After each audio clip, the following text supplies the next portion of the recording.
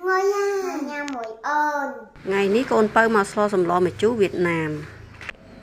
tỏ một mơ đặc biệt lo năng kêu xong bảo con pai miền ấy khla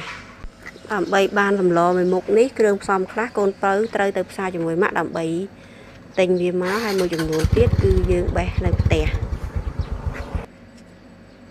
lợi tranh đầm nà tới hói ní tam phơi bị té từ xa hai ní cứ chia tịch hiệp khla khla không xa xa nó rúng khai mình đôi gỉ dương non kia tới ro tinh bằng lái cầm lo mà chu Việt Nam tại xa sập ngày ní nghi sửa đa dương họ từ xa dương tập khi ta trong tinh bằng lái cầm lo mà chu Việt Nam cứ kê miên chặt xong hơi sập mình đôi pi món cứ dương trời xong mà một luôn ai tại lỡ dương tới ro lại nhà đại miền lụa bằng lái năng tới dương tinh kê mà pon pram rưỡi có pi pon rưỡi có bay pon tới tam tầm hôngสมาชิกក្នុងគ្រួសាររបស់យើងហើយនឹងទិញបន្លែមួយចំនួនទៀតដែលគេអត់មានលេខស្រាប់សម្រាប់ពួកខ្ញុំមាន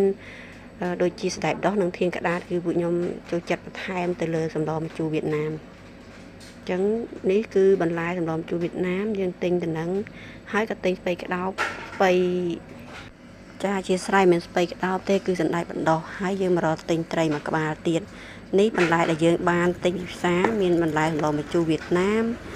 ត្រីមួយក្បាលហើយនឹងតែបណ្ដោះពេលមកដល់ផ្ទះកូនបើត្រូវមកកាត់ធាងក្តារបន្ថែមទៀតអញ្ចឹងដល់តបពីបានធាងក្តារហើយគេដើរចុះទៅផ្ទះបាយហើយដើម្បីរៀបចំសម្អាតនិងលាង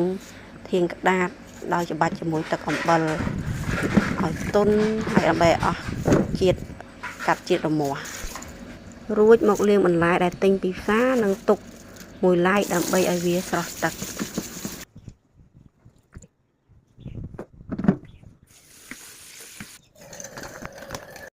នេះជាគ្រឿងផ្សំសម្រាប់សម្លម្ជូរវៀតណាមរបស់យើង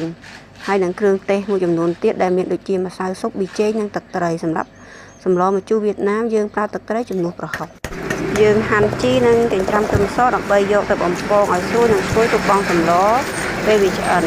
រួចមកលាងត្រីសម្អាតត្រីនិងកាត់ត្រីជាកង់រួចដាក់ចៀន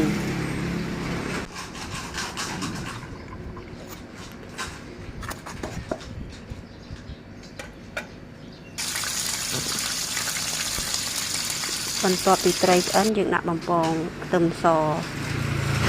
តែម្ដងទុកឲ្យវាឡើងពណ៌ក្រហមហើយឲ្យស្រួយទៅបន្ទាប់មកយើងមកដាក់ឆ្នាំងដាំទឹក